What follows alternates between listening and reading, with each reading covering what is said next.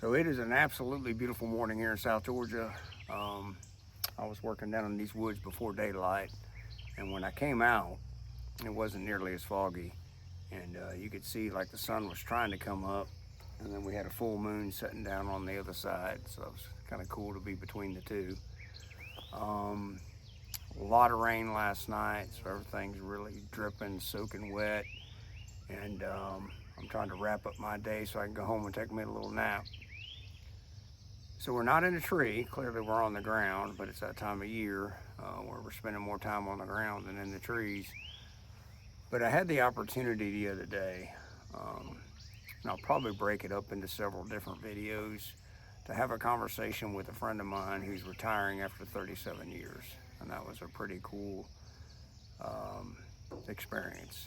Um, and I'm not sure I'm going to do a video on why him and I actually got together, but I may. I got to kind of consult with him on that.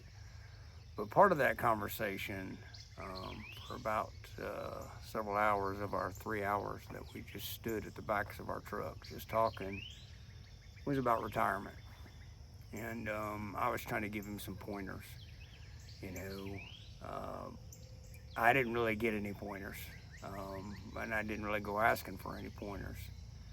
So one perspective that I gave him was, of course, it was a little late because he'd already turned his papers in, was from a friend of mine who owned a business for many, many years, and he was looking at selling the business and keeping one of his other businesses, and he's not in law enforcement. And he said he would looked at all the things that he would miss. And I was like, if you sell the business, you're going to miss this, you're going to miss that, you're going to miss this, And I didn't look at that. When I was going to retire, I was looking at the things I really don't like. And I don't want to have to do it again. And I want to do something else. And I think for a lot of us that when we start looking at retirement, those are the things that we look at. I don't want to do this. I'm tired of this boss. I'm tired of whatever it is. And that's kind of the things I was looking at. I was like, well, wait a second, I can leave and go do something else, and that'll be more enjoyable. But I didn't think about the things that I would actually miss that I loved about the job. And 6 years later, I still miss those things. And I never looked at that. So I told my friend that. Of course, like I said, a little late. He'd already turned his papers in. But one of the bigger things is that I told him, I said, you're going to have to figure out that when you get up in the morning and you go to work, or you know, whatever your job is after you retire, it doesn't require that you could possibly die, for the most part, unless he goes back into some form of law enforcement, or he does, I don't know, man, he does, some dangerous job in the civilian world that doesn't require you to carry a gun and have a badge. And I said, and that's really the hard one to accept. Early on in my career, I remember having to come to terms with what I was into. And I remember it like it was yesterday, and it wasn't yesterday, it was 1990. And I remember being behind a tree in the backyard of a house, and we were executing a search warrant.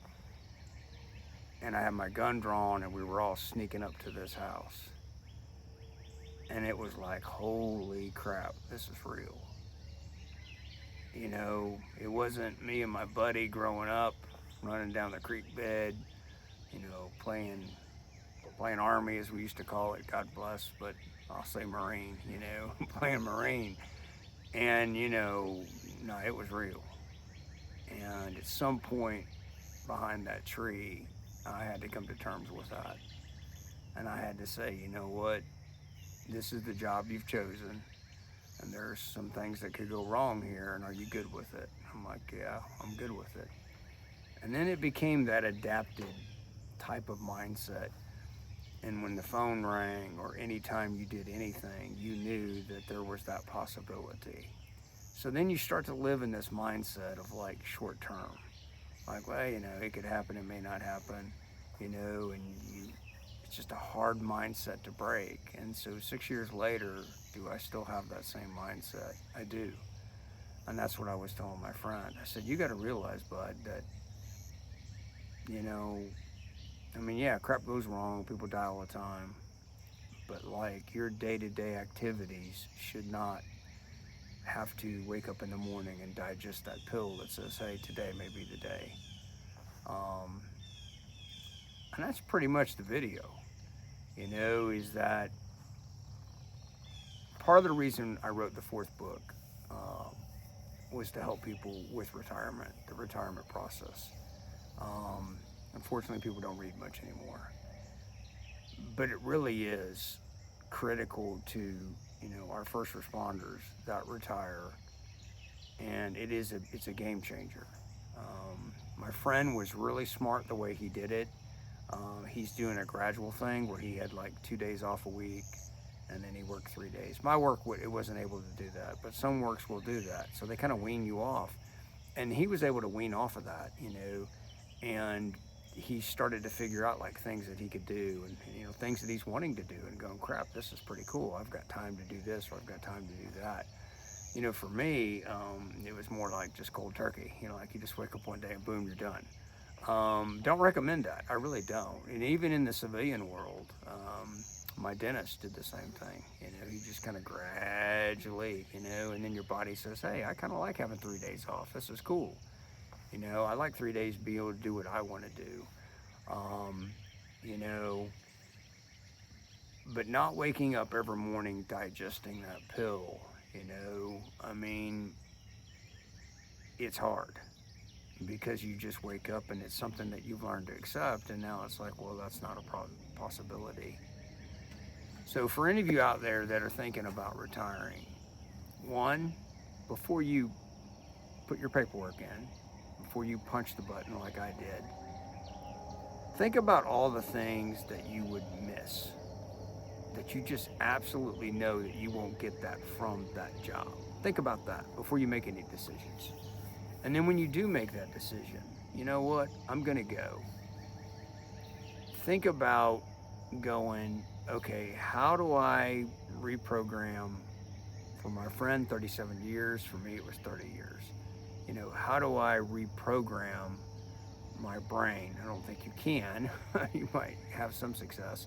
But, how do I do that? How do I get my brain to go, hey, you know what?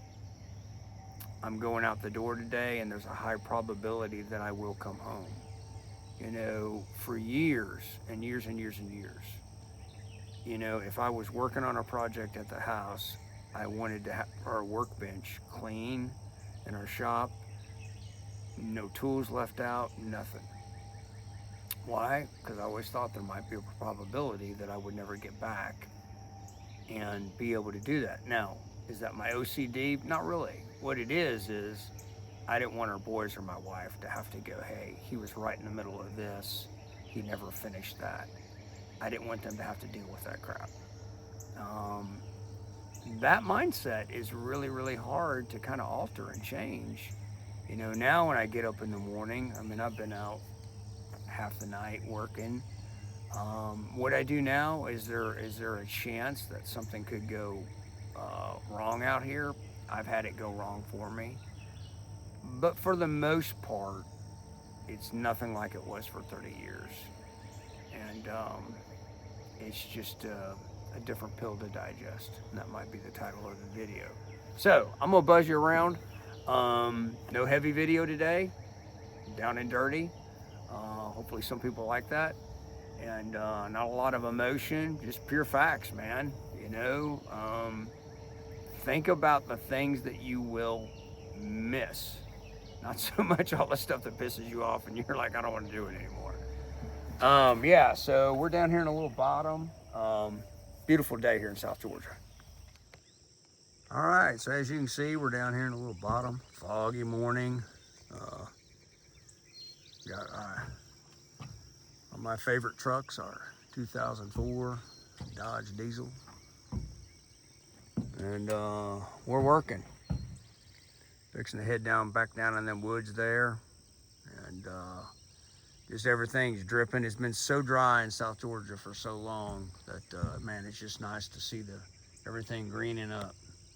I had hoped that after I retired that I would be able to help people process retirement, put some programs together. everybody focuses on the financial stuff. You know, your employment's going to focus on that. They're going to look at the, you know, the money, and is your money right, and all that stuff. And I get that's important, I really do. But what's also important is the head. And I don't see many agencies focusing on that. They're like, hey, here's your money, you did good, thanks for your service, here's a plaque, here's an award, whatever.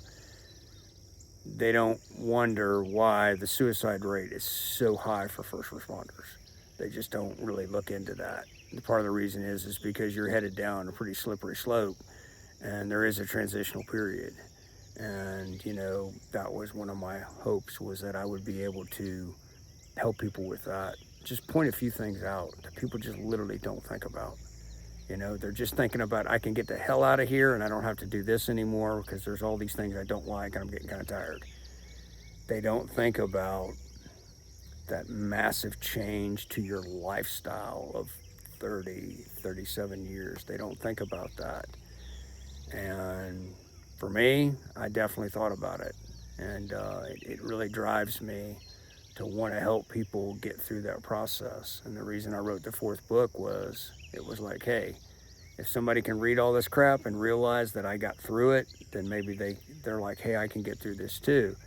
And it's so hard for people in the outside world, meaning people not in that profession, to look at it and go, hey, you know, I don't see what the big deal is. You know, you made it, you retired, here's the deal. You know, I say it all the time to our boys. I was a public servant for 30 years. It's in my nature to serve. I want to serve people. I want to help them.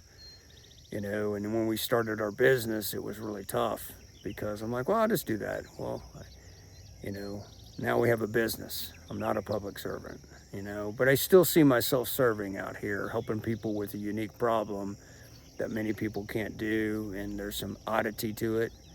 And when you look at what a lot of first responders are doing, there's a lot of oddity to it.